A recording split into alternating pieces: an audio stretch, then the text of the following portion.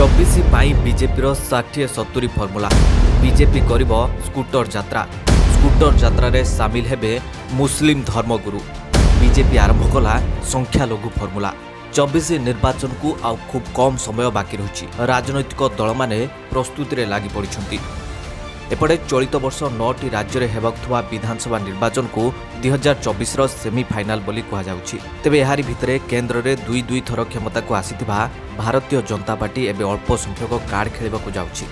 ଅଳ୍ପ ସଂଖ୍ୟକ ସମ୍ପ୍ରଦାୟ ପାଖରେ ପହଞ୍ଚିବାକୁ ଭାରତୀୟ ଜନତା ପାର୍ଟି ମେଗା ମାଷ୍ଟର ପ୍ଲାନ୍ ପ୍ରସ୍ତୁତ କରୁଛି। ଲୋକସଭା ନିର୍ବାଚନରେ ଅଳ୍ପ ସଂଖ୍ୟକ ଭୋଟରଙ୍କୁ ହାତେଇବା ପାଇଁ ବିଜେପି ମୁସଲିମ, ଇସାଇ, ପାର୍ସି, ଜୈନ ଏବଂ ବୌଦ୍ଧ ଧର୍ମାବଲମ୍ବୀ ମଧ୍ୟରେ ଅନେକଗୁଡ଼ିଏ କାର୍ଯ୍ୟକ୍ରମ କରିବାକୁ ଯାଉଛି। କେବଳ ଏତିକି ନୁହେଁ, ଦିଲ୍ଲୀରେ ହେବାକୁ ଥିବା ସଂଖ୍ୟାଲଘୁ ସମ୍ପ୍ରଦାୟ ସମ୍ମିଳନୀରେ ପ୍ରଧାନମନ୍ତ୍ରୀ ମୋଦି ସମ୍ବୋଧିତ କରିବେ ବୋଲି ଚର୍ଚ୍ଚା ହେଉଛି। ତେବେ ବିଜେପିର ଏହି ସ୍କୁଟର ଯାତ୍ରାରେ ମୁସଲିମ ଧର୍ମଗୁରୁମାନେ ସାମିଲ ହେବେ।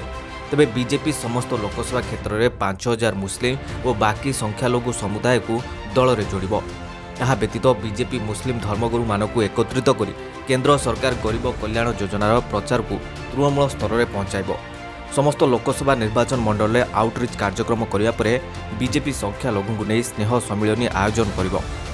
2024 ଲୋକସଭା ନିର୍ବାଚନ ପାଇଁ ବିଜେପି ଏବେଠାରୁ 60-70 ଲୋକସଭା କ୍ଷେତ୍ରକୁ ଚିହ୍ନଟ କରିସାରିଛି। ଏହି ସମସ୍ତ ଲୋକସଭା କ୍ଷେତ୍ର ଅଳ୍ପ ସଂଖ୍ୟକ ବହୁଳ ଅଟେ, ଯେଉଁଠାରେ ସଂଖ୍ୟାଲଘୁ ସମ୍ପ୍ରଦାୟର ଗୁରୁତ୍ୱପୂର୍ଣ୍ଣ ଭୂମିକା ରହିଛି। Bureau report, bulletin Bharat news.